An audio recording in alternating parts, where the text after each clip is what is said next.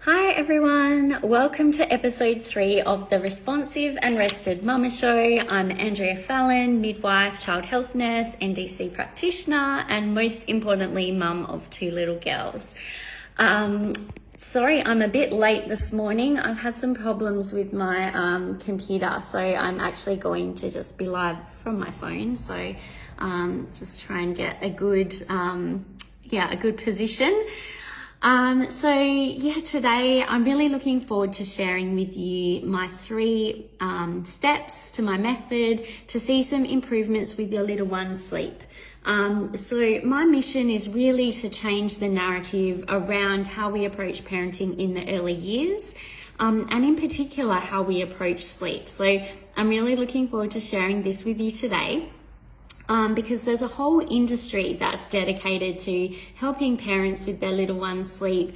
And unfortunately, that it's an industry that has become quite toxic in a lot of ways. And there's some things that really need to change. So I thought it might be a good place to start is actually share a little bit around what's going on in the industry and where things have come from and why I think there's a lot of things happening that aren't really the best.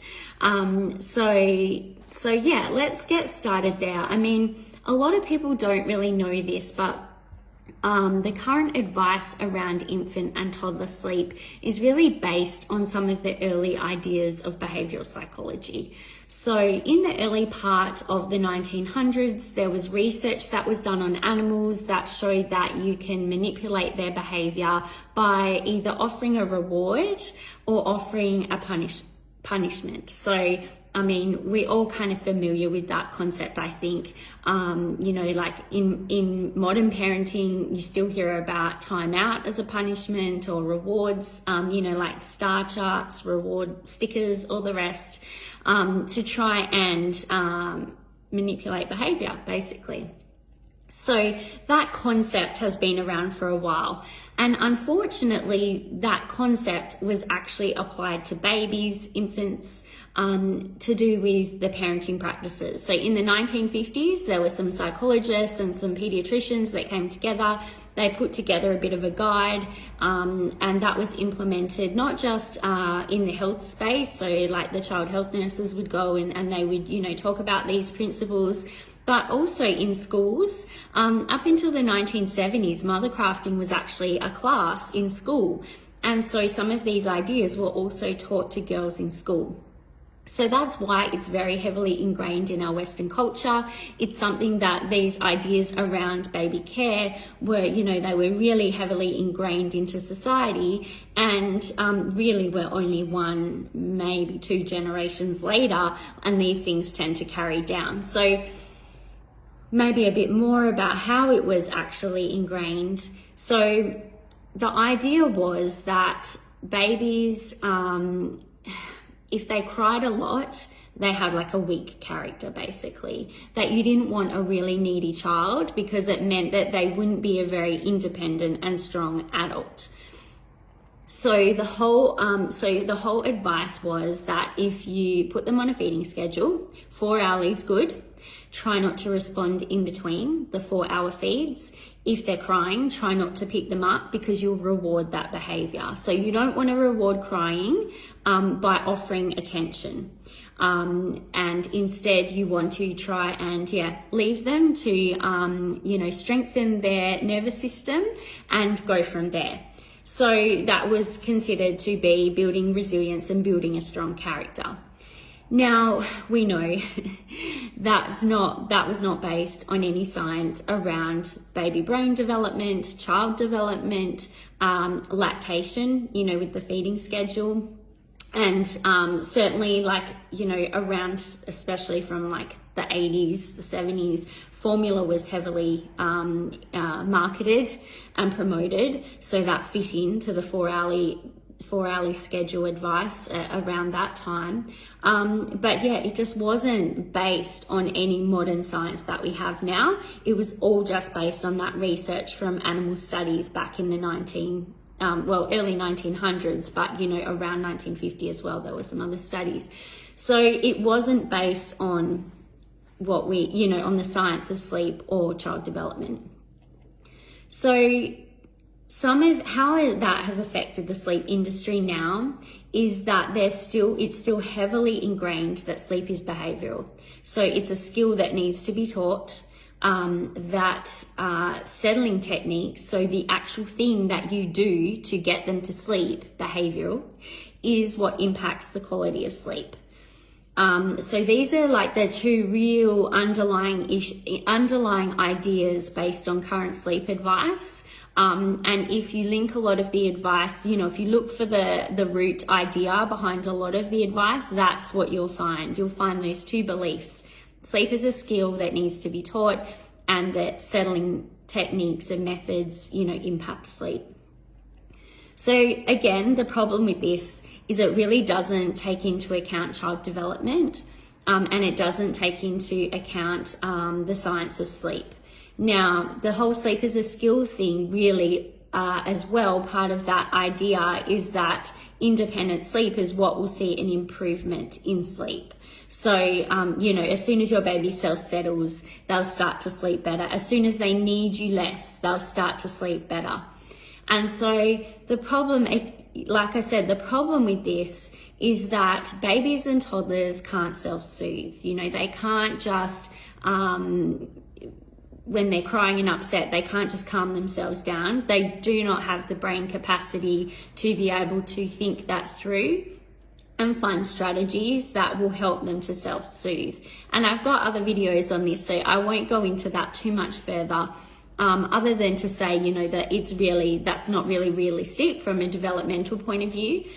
And the other thing with the sleep and the settling part of it is that sleep is actually under the control of sleep regulators in the body. It's biological. It's not under our conscious control. So it's not like I can say right now, like, I'm going to go to sleep, snap my fingers, I'm asleep.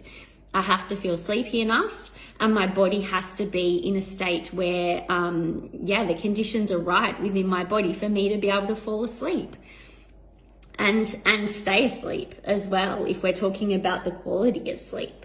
So I just wanted to really give you that little bit of a background, because it's important to know these things, because there's so much information out there, and this is still being taught. Like, stuff based on the 1950s is still being taught.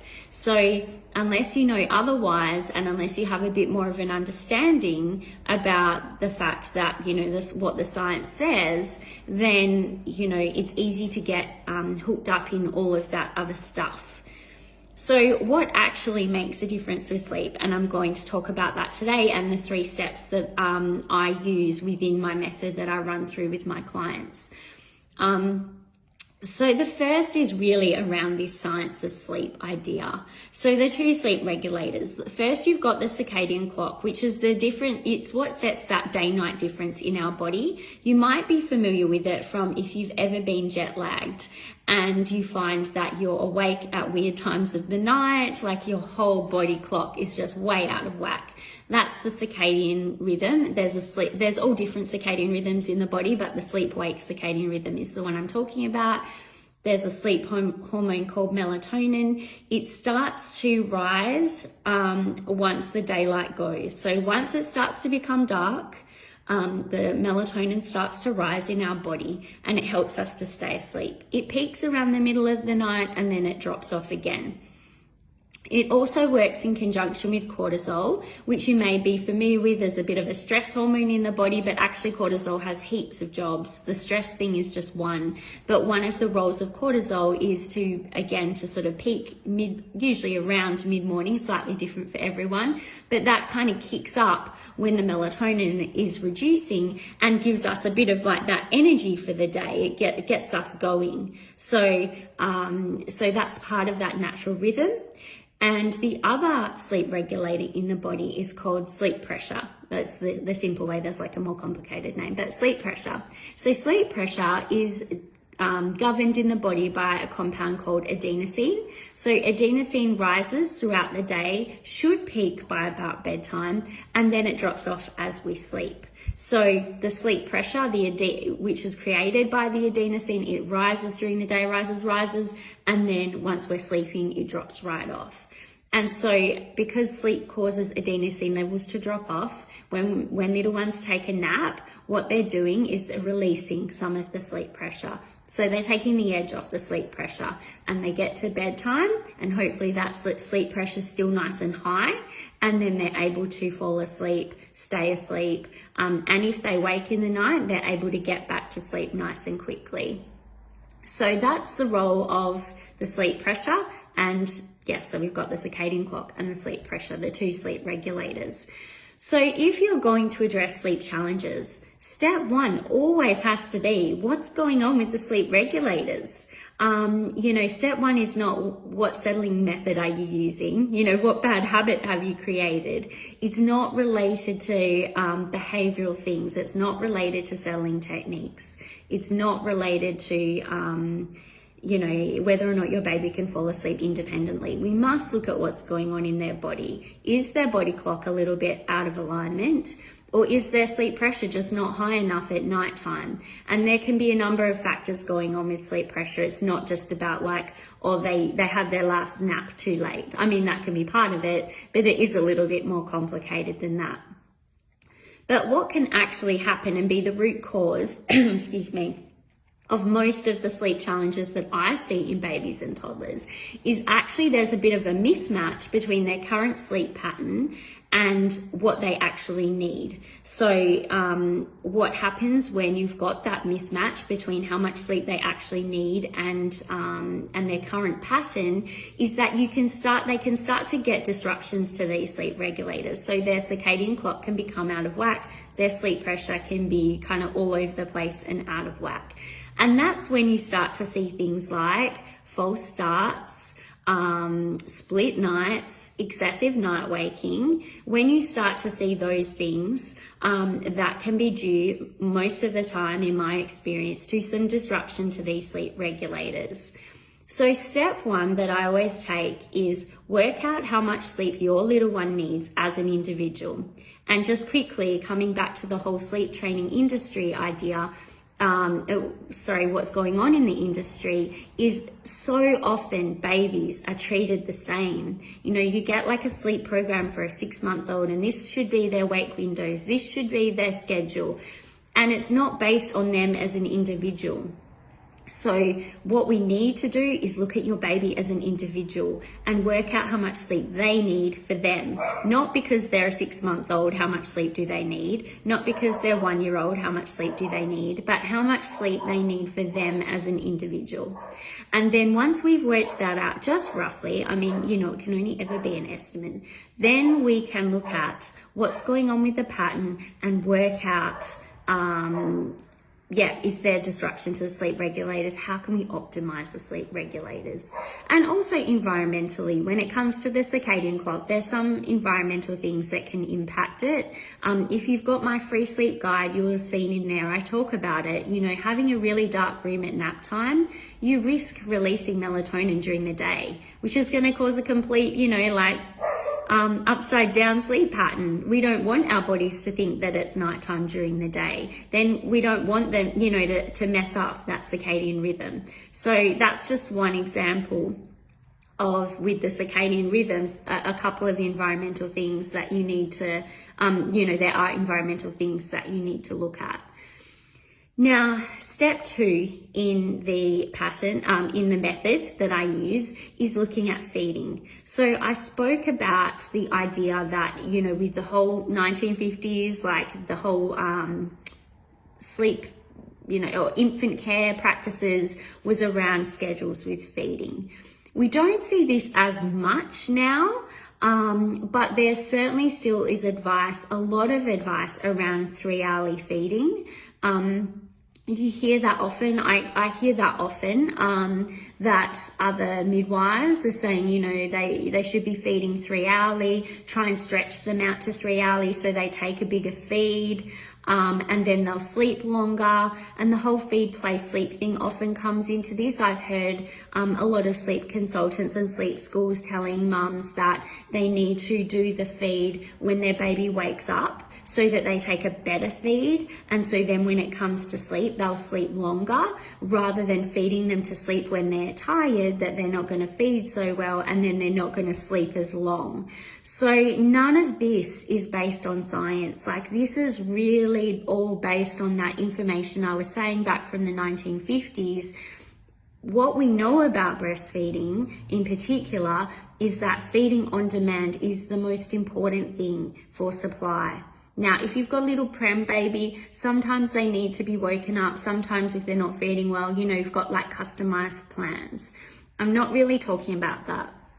I'm talking about this whole idea of feed, play, sleep, or, stick to 3 hourly, watch the clock, try and stretch them out. Yeah, so they take a better feed so they sleep longer.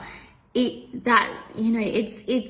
irrelevant, and it doesn't work.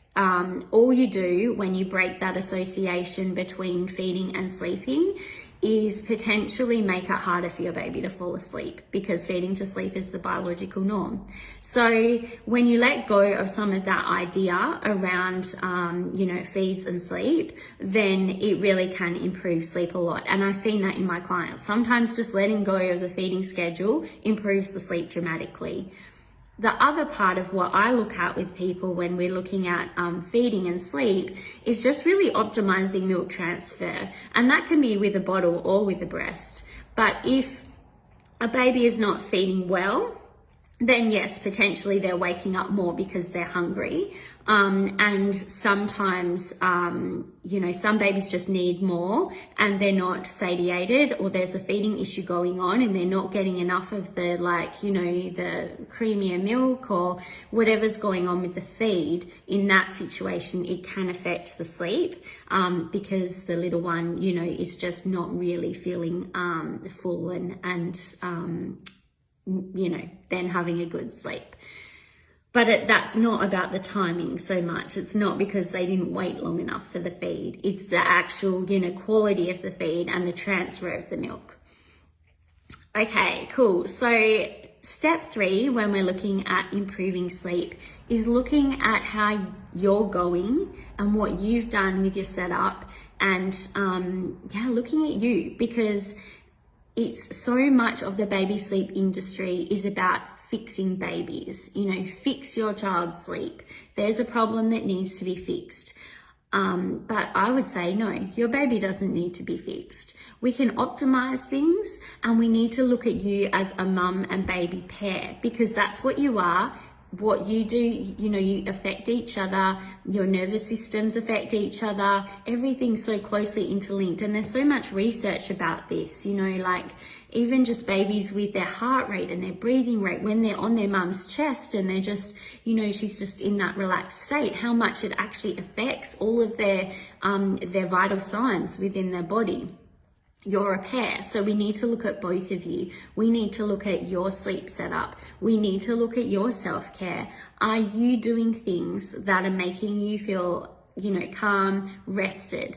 And if you watched my last episode of the R&R show, or if you've seen some of my posts in the group recently, I've spoken a lot about managing our own emotional exhaustion and our emotional well-being. And I know people just kind of like, what are you talking about? I've got a sleep issue, But if you don't do that, you will be more dialed up. Your baby will be more dialed up, and you will have sleep issues. They are so closely interrelated. So this is step 3. It's got to be looking at your setup at nighttime to maximize your own rest. It's looking at your sleeping arrangements is part of that. It's looking at your emotional care, which is your self-care. I mean, self-care, I'm not talking about did you get to eat some chocolate cake and have a time at the day spa. I'm talking about how you're managing your own well-being, your own emotional well-being, your, how much you feel like you've got something to give. So the approach I take is holistic. It looks at feeding, it looks at the science, it looks at your child's development, it looks at them as an individual, it looks at you two together. And if you're looking at information or looking for support from someone and they're not talking about those things, I would just question that, because there's so much information now that we have about lactation, neuroscience, child development, all those things, and those old ways just don't make sense. with the new information that we have and what we know about baby's brain development and about, you know, what's actually going to support sleep and what's actually going to support feeding, and just also consider, I guess, the level of training that someone has if you're looking for advice or you're going through an Instagram page. You know, the sleep training industry is not regulated, which means anyone can call themselves a sleep consultant. Anyone can do like a 3-month certificate and or call them all sorts of things. But really, if you want someone who's going to actually know about the child development and the feeding and that kind of thing, you need someone who's qualified. So, you know, I've got 16 years this year experience as a midwife, a nurse, child health nurse, additional training in baby sleep, infant care, all of that kind of thing. And I can tell you that it worries me. Sometimes people come to me and say things that have been missed from a health point of view. That worries me. So please just make sure that you're finding someone who has the appropriate training and experience to be able to guide you with this. So that's all for this episode. I hope you found it helpful. Let me know in the comments. I'd love to hear, you know, your thoughts, your biggest takeaway from this. Was there something that you hadn't heard before? I'd love to hear from you. Let me know. And yeah, if you want some further help around this, send me a message. I'm always happy to chat and talk about your situation and what your best next steps might be. Okay, that's all for today. Bye.